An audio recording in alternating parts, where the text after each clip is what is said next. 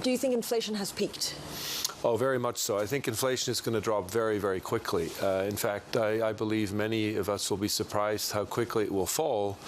The problem is it will fall very quickly. Sort of 9 to 4 will be the easy part, and then it's going to get very difficult to get inflation back to price stability. So, but at the moment, I think the initial phase will be a very rapid decline in inflation. So what does it mean for central banks, Philipp? And you lay this out beautifully, actually, in your World Outlook. If you're a central bank, if you're like the ECB, or even if you're the Fed, do you have to be much more careful in how you manage this from now until the summer?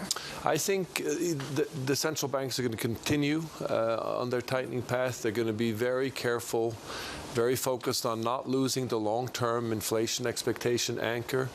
And so I think we're going to see, I don't see any chances, frankly, of easing this year. I think the market has that wrong. So they're going to make sure that we can really not just get from 9 to 4, but also limit any kind of risks that inflation expectations become unanchored. And because all of this is driven by labor market constraints, principally, it's still a supply side story. It's going to be very difficult to get inflation kind of below 4%, let alone below 3%. So we're in the easy phase, in a sense, now of this tightening cycle. But is there a problem that markets don't understand that? So we have, for example, Fed officials saying, look, don't expect a Fed pivot anytime soon, but the markets keep on testing it.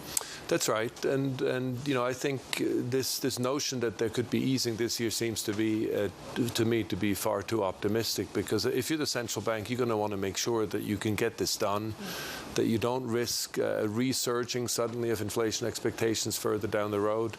So I think we're going to see at best some sort of pause, but not quite yet. And the market may need some readjusting relative to these expectations that we could be seeing some easing. And this is what we call it's a new regime. The great moderation is over. This notion that when the economy struggles, central banks will ease, that was true in the past. I don't think it's going to be true this time.